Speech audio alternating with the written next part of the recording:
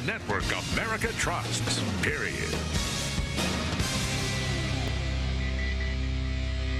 Tonight on War Stories, a young monarch caught between East and West. When it was finished, Russia had become the bogeyman, the #1 enemy. Hitler's interest can be summed up in one word: oil.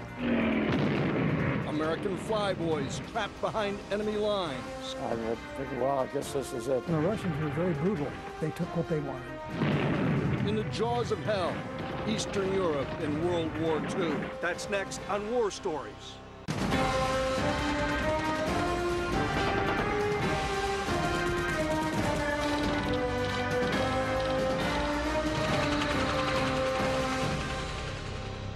This is the Calea Victoriei, Victory Way, in the heart of Bucharest, Romania. This city was once called the Paris of the East. I'm Oliver North. This is War Stories. Like most of Eastern Europe during World War II, Romania was trapped in the jaws of hell between Adolf Hitler and Joseph Stalin.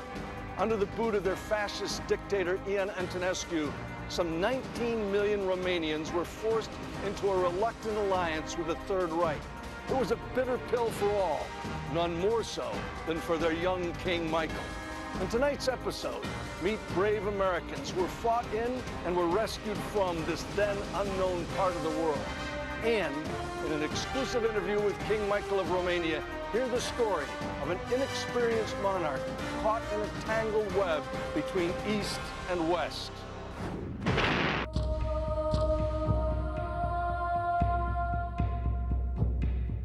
Eastern Europe, one of the most overlooked chapters of World War II. These are pictures from that forgotten front. Poland, Hungary, Bulgaria, Yugoslavia, Romania. This outer edge of Europe has been called the lands between, a region defined by its vulnerability to shifts in power between its dominant neighbors. During World War II, it was caught in a vice. To the west, an obvious enemy, Adolf Hitler. To the east, lurking in the shadows, ruthless Joseph Stalin.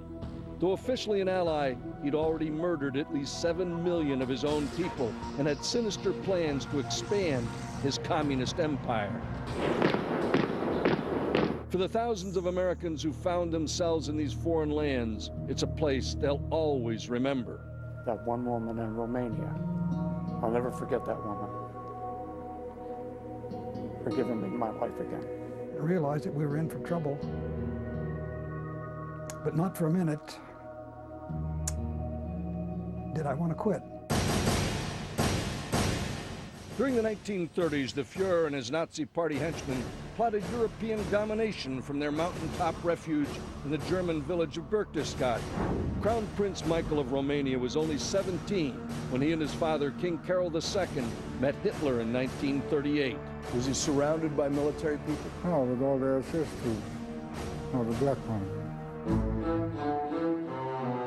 Michael of Hohenzollern is one of the last surviving heads of state from World War II.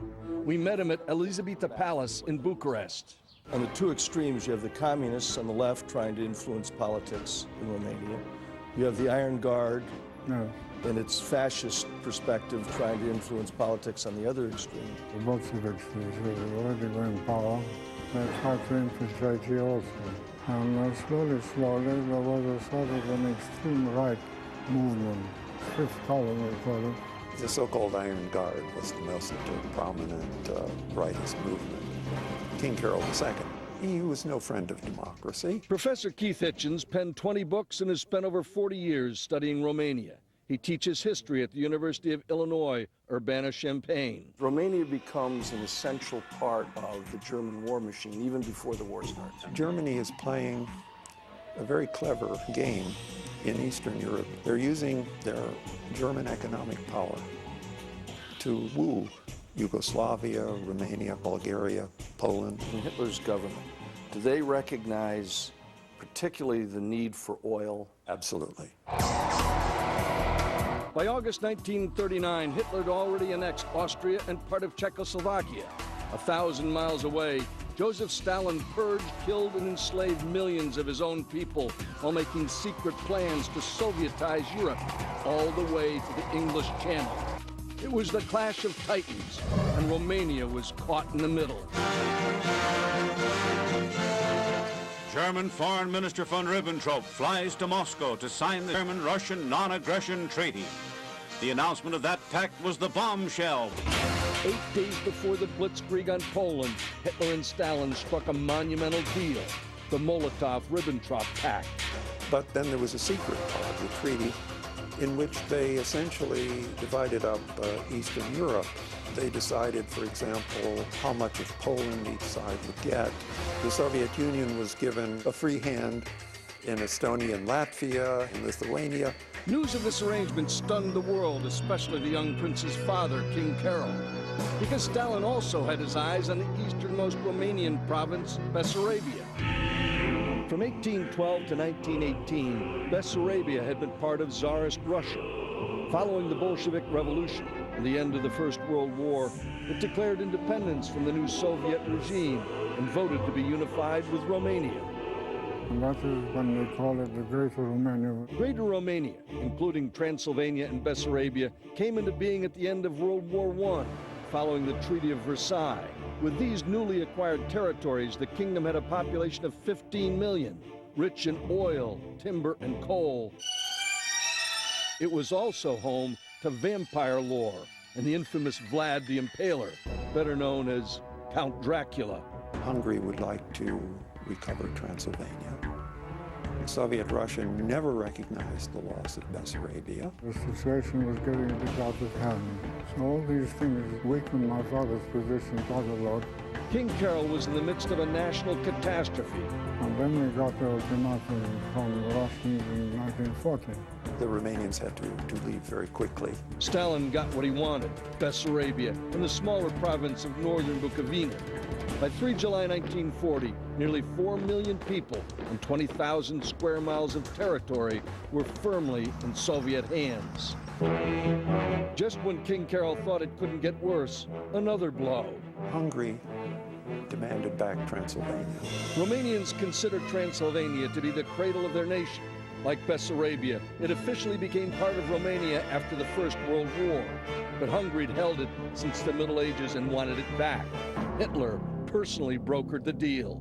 And the German delegation, I believe literally, pulled a map out in which the boundary lines had already been made as to what Hungary would get, and made it very plain to the Romanians that they could accept or suffer consequences. Because France had fallen. Absolutely. Britain was being bombed. Absolutely. And what was on the minds of all Romanian political leaders was what had happened to Poland.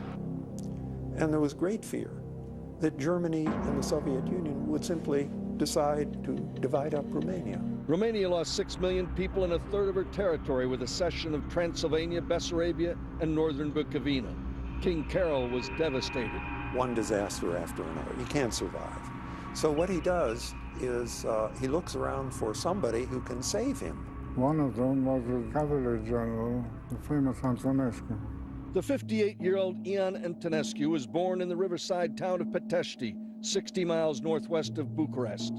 A pro-Hitler anti-Semite, Antonescu had long been a ruthless critic of King Carol. But Carol, in this situation, knows that he's got to do something drastic or he's out. So he appoints Antonescu as prime minister.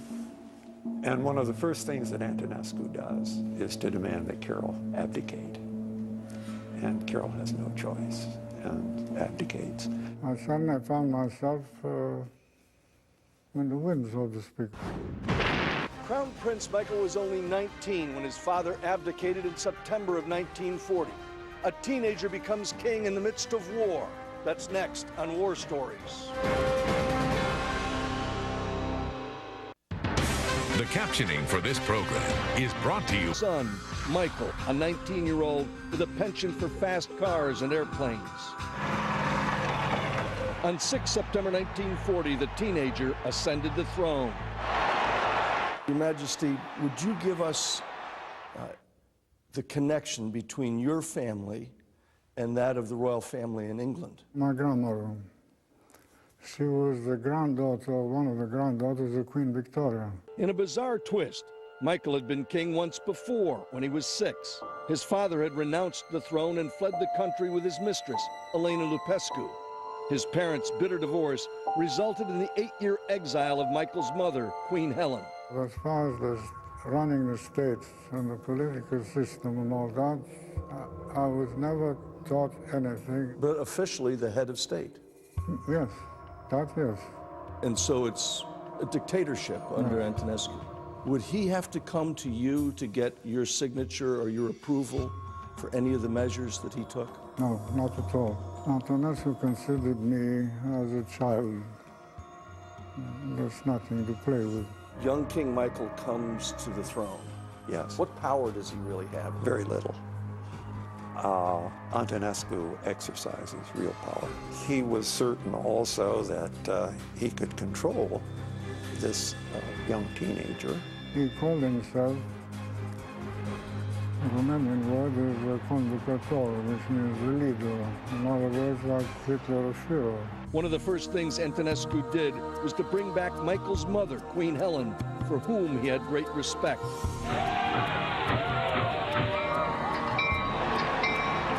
Just before Hitler invades Russia, Antonescu goes to meet with Hitler. Did Antonescu know about Barbarossa, Hitler's plan to invade the Soviet Union? It's very possible he did, but he never told me. Does he make a commitment in that trip for Romanian troops to fight for Hitler? Absolutely. And there was also an agreement that the Germans could send in military advisors to train the Romanian army. And of course, thousands and thousands and thousands of German troops began to enter Romania. Hitler also appointed 54-year-old Baron Manfred von Killinger as German ambassador to Romania. He was more Nazi than Hitler himself. Awful character. The alliance between Hitler and Antonescu was a match made in hell. Hitler's interest in Romania can be summed up with one word: oil. Ernest Volkmann is the author of numerous books and has written about espionage in Eastern Europe during World War II. And without that oil, German tanks weren't going to move and German planes weren't going to fly. So Hitler, at all costs, wanted to keep Romania. Almost all Romanian political leaders were conscious of the fact that if they were going to survive, they had to have the support of at least one great power. That power could not be Russia, because Russia had become for Romanians the bogeyman, the number one enemy. Hitler offered them a precious deal. He said, look, you come with me, you get all this territory back. And it won't cost you anything.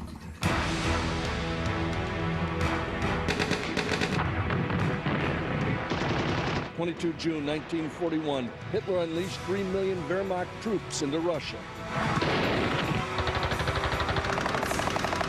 Alongside the Germans, 500,000 Romanian infantrymen supported by 1,000 aircraft and 3 cavalry brigades. My mother found it out on the BBC. She said, you know, Romania declared war on the Russians. So, by the time I got ready for that, I called up Mihai Antonescu. I said, what's going on here? Is it true? And he said, yes. At the time, the young king supported the invasion. He saw it as the only way to recover the 20,000 square miles of territory lost to Stalin.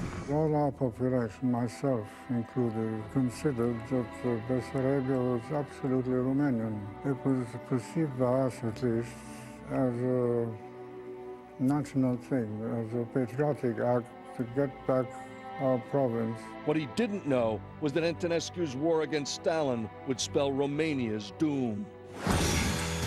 In Washington, an apprehensive President Roosevelt followed the escalating war in Europe. Then suddenly, America was at war. Meet the crew of B-24 Liberator Destiny Dead, next on War Stories.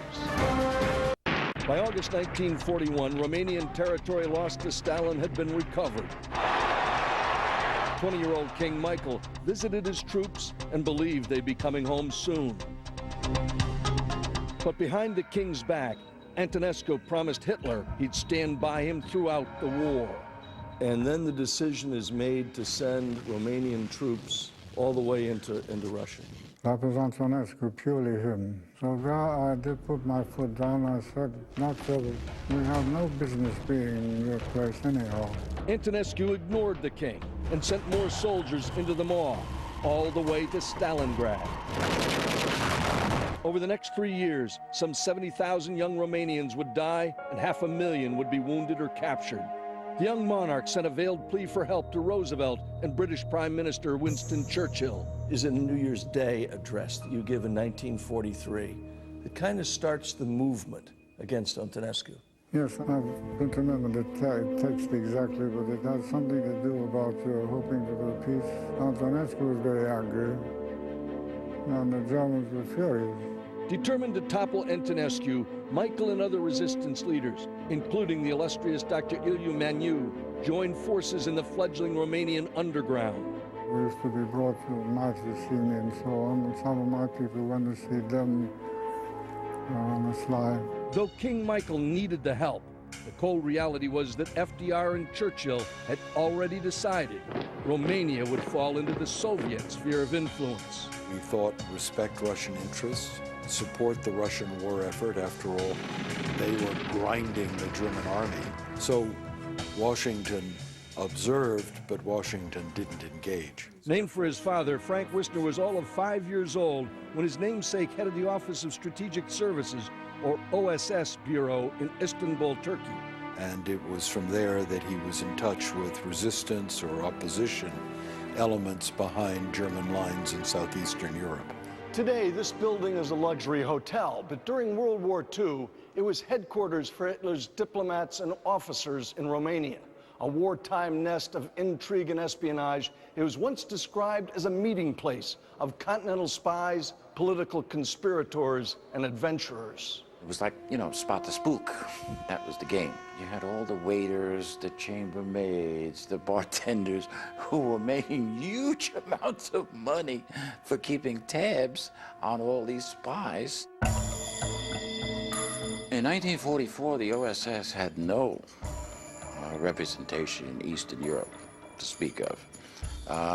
They had a major station in Istanbul that was responsible for the Balkans. Father dressed in Romanian army boots. Young Wisner would follow in his father's footsteps and spend 37 years in public service. He served as ambassador 4 times and as an undersecretary in the Departments of State and Defense. Nice one of him there. Good smile. He's inspired by his father's work in Eastern Europe during World War II. He was particularly in close touch with Romania, where there was an opposition movement to Marshal Antonescu, particularly Dr. Maniu's party. I remember my father telling me stories of the effect that they began receiving signals from real Romanian opposition figures, and that these were precisely the sorts of openings that they'd want to exploit. These Ploiești refineries are just 40 miles north of Bucharest. During World War II, they supplied almost half of Hitler's black gold. By early 1943, the skies above Romania were full of American bombers trying to cut this vital flow of fuel to the Third Reich. That was where the Luftwaffe got all of their aviation gasoline. And that's why they had the knockabouts to ensure supremacy of the air. I didn't know anything about Romania. Our target was the marshalling yards, railroad yards near Ploiești. It was nose turret gunner Bill Feely's 34th mission and the 35th for his radio operator Paul Swearingen. On 24 April 1944, both 20-year-olds were flying in Destiny Deb, a B-24 Liberator. As we dropped our bombs, I suddenly felt the aircraft shake. The shell came right through the center of the airplane, cut a 3-foot hole. And all of a sudden, a little door between the bomb bay and the aft part of the aircraft opened up, and a flood of gasoline came through. The shell knocked the glass off of the turret, and knocked me out. And I knew we were in trouble. We pulled out of formation, lost altitude, and finally the situation became untenable, and the pilot said, "Okay, guys, time to go." He said, "Good luck and God bless you guys." All 10 crew members survived as prisoners of war. By the summer of 1944, the situation was grim for Romania.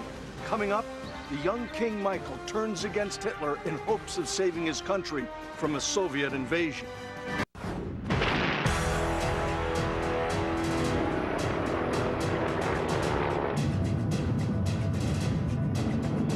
Now all the refineries in the rich Ploesti cluster were damaged or knocked out. Each plane and each man helped to shorten the war.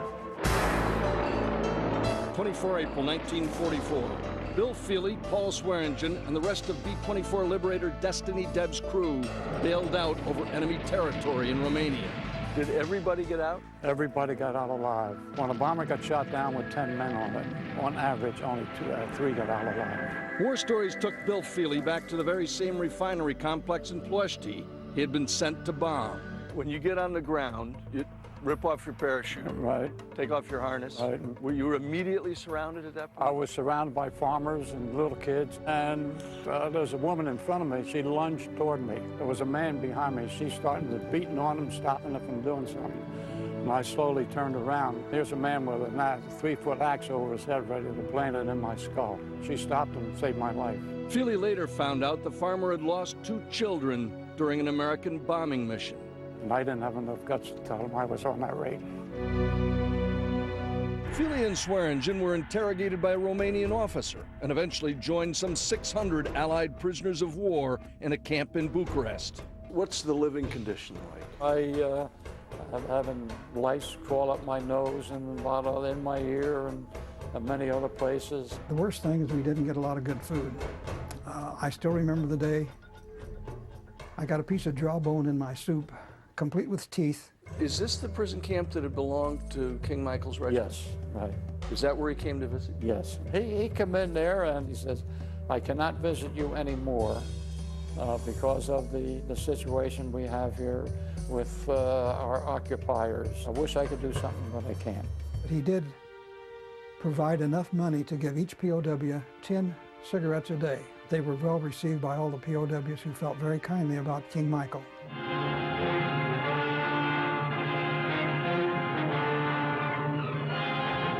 Bitter house-to-house fighting that has culminated in a Nazi disaster.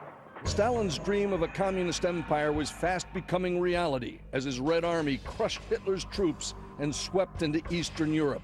Over 2 million Soviet troops now exacted fierce revenge on anyone who'd cooperated with Hitler. Churchill and Roosevelt ignored the Soviet savagery. What mattered to them was that the Red Army continued to fight to the death against the Nazis.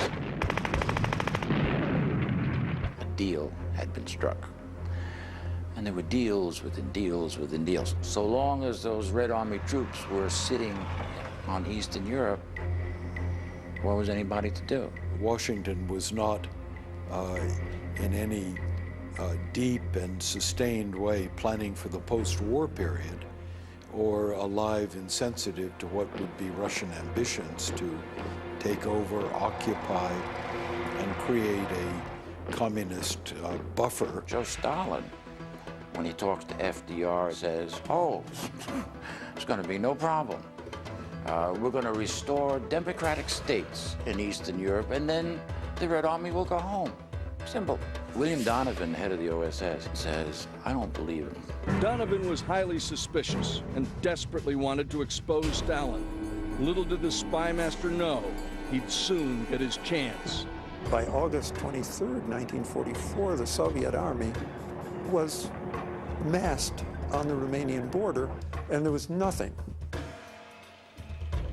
that the Romanian army could do to stop them. The king, Maniu, and others had waited as long as they possibly could. We decided that now something has to be done, otherwise Romania was finished. When Antonescu is summoned to the palace that morning, does he have any idea what's going to happen to him? No. No, he doesn't. The king was very blunt. I said, the situation is so bad in the front, get out of this. So he said, no, I'm not doing that. I gave my word to Hitler. And I think Antonescu thought he was not serious. Bluffing. Bluffing. They said, well, I'm very sorry, got nothing else I can do. I got 3 NCOs, the door burst open, and 3 of them come in and put their hands on him. Antonescu was stunned at his arrest. Antonescu turned around and spat at me.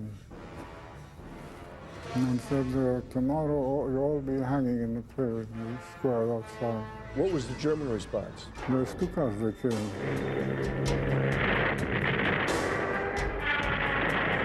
They bombed several points, but especially the palace. They wanted to get me.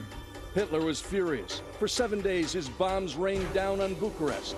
But by 31 August, the Nazi army was in full retreat.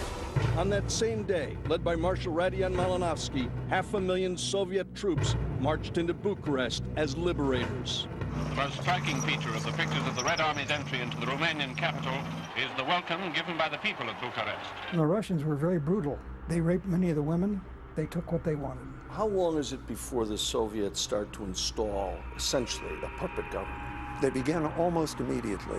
They wanted to create new society.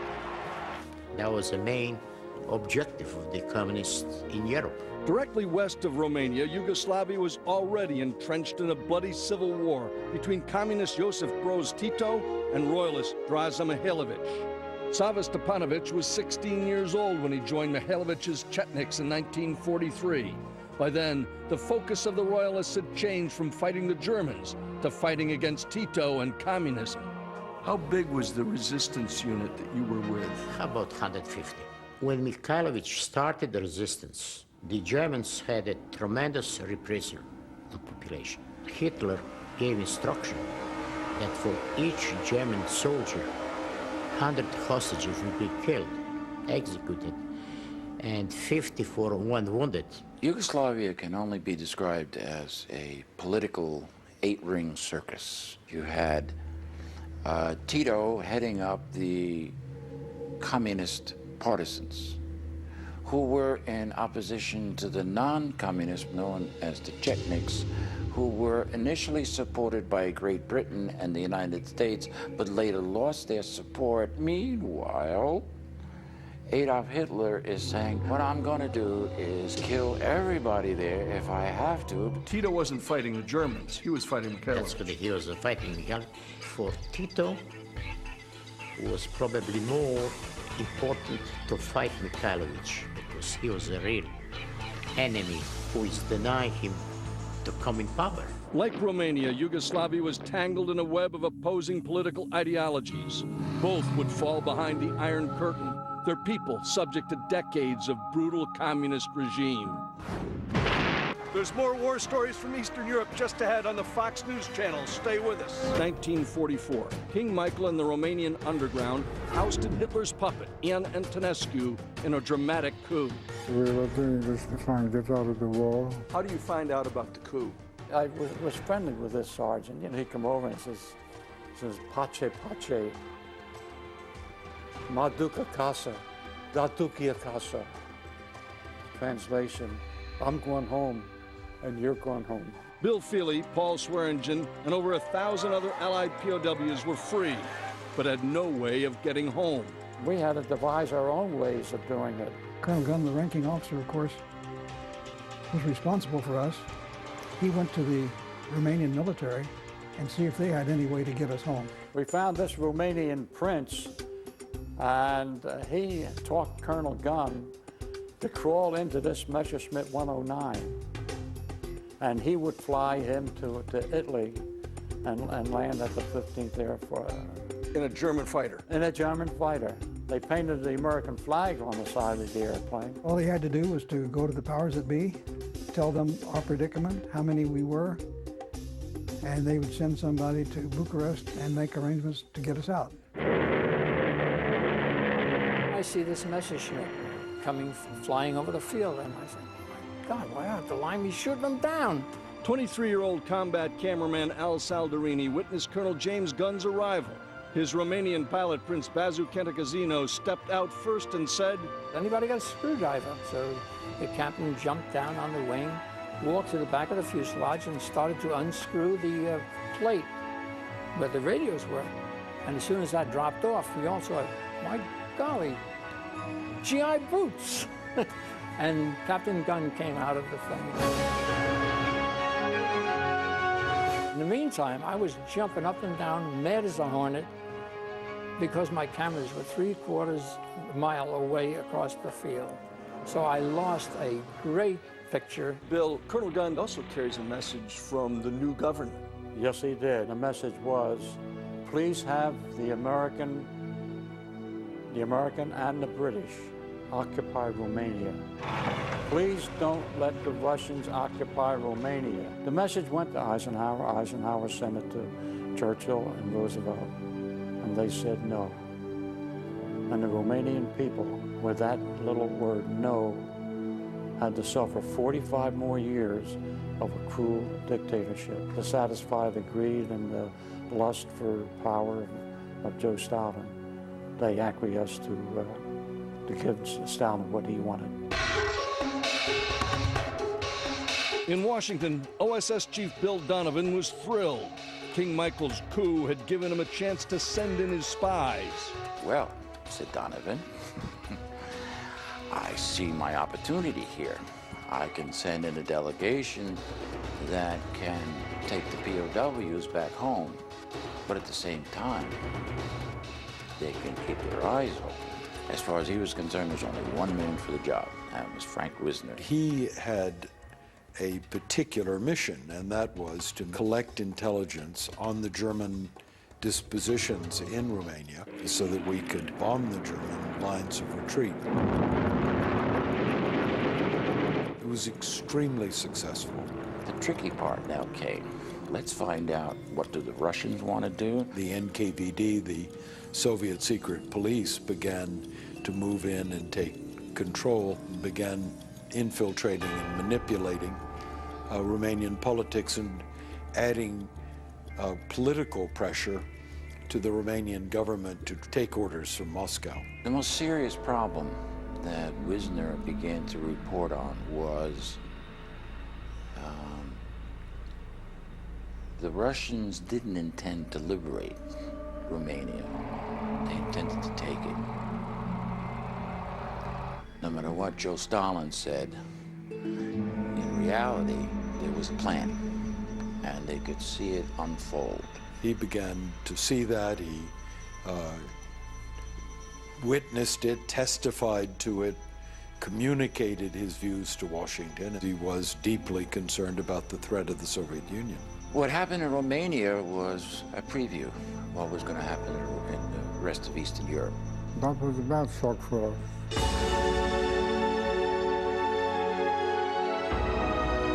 29 August 1944. 4 months after being shot down, Destiny Deb's crew was finally going home.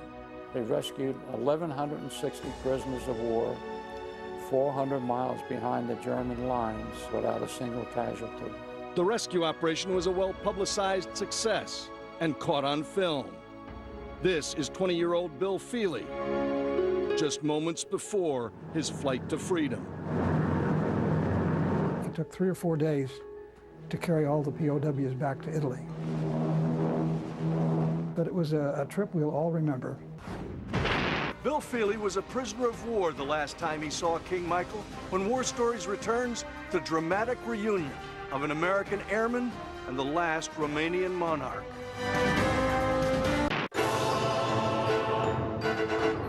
September 1944. With 500,000 Soviet troops in Romania, Stalin's plan to Sovietize Europe was underway.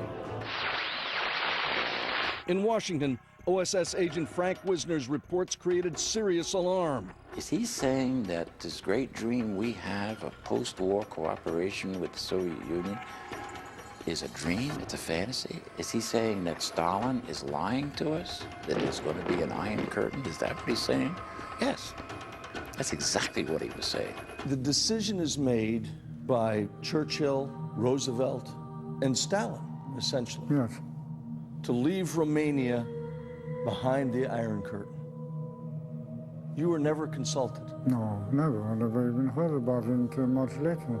The communist march to power was slow, but certain. It was a losing battle all the beginning. Take over the ministries, they take over the business of government. They're aiming to do that. The leaders of the Romanian Communist Party go to Moscow. They want to know from Stalin when to make the move to seize power. And he says, in essence, go do it. And they put enormous pressure on King Michael, who has the constitutional power to appoint the prime minister. And so at last he appoints Groza, March 6, 1945. Petro Groza's regime began 43 years of brutal communist tyranny. What happens to the key players? Let's start with Antonescu. Antonescu is brought to trial in 1946 in Bucharest. He was tried as a war criminal. On 1 June 1946, Ian Antonescu was executed by firing squad at the hands of the communists.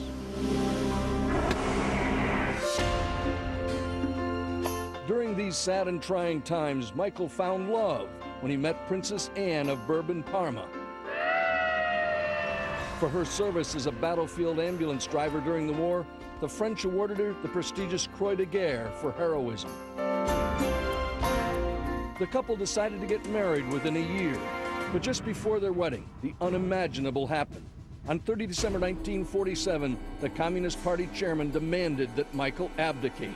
He said, if you don't do this quick enough, we are going to be obliged to shoot 1,000 young students that we had arrested in Bucharest.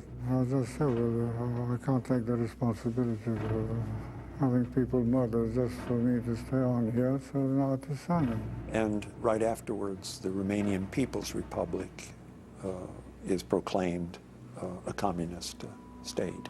The young monarch left in silence, eventually settling in Switzerland, where he'd spend most of his 45-year exile. During his absence, Romania suffered terribly. The scars of Eastern Europe's tortured past are still evident here in Bucharest. The bullet holes in this building behind me are from the 1989 revolution that overthrew the last communist dictator, Nicolae Ceausescu. In 1992, 3 years after the revolution, Michael was finally allowed to return to his country. I was allowed in for 3 days. And that was quite something because there were such crowds that came out. Michael and Anne had 5 daughters and continue to live a simple life in Switzerland. Along with his eldest daughter, he founded and supports the Princess Margarita of Romania Foundation, which promotes the spiritual and social renewal of the country. Michael's distant relative, Charles, Prince of Wales, once referred to him as a beacon of hope. For one American, he was a savior. Your Majesty, this is Bill Feely. Your Majesty, my pleasure to see you once again. The last time I saw you was 62 years ago in the prison camp at your garrison. Thank you for being so kind to us there under those conditions. Well, it's very rare to see someone again like that. Right, and it's been a long time. Bill, you had mentioned to me that you believed, and a lot of the other airmen believed, that had it not been for King Michael, you might well have been sent to Germany. That's right. We understood that at the time that, and some of the people told us that you had told the Germans that if any people got shot down over Romania, they will be your prisoners. That's true. And you prevented us from going to Germany, and we thank you that. And everybody remembers that, and they thank you from the bottom of their heart. They were memorable days, and we thank you and your lovely people here in Romania. There's more war stories from Eastern Europe just ahead. Don't go away.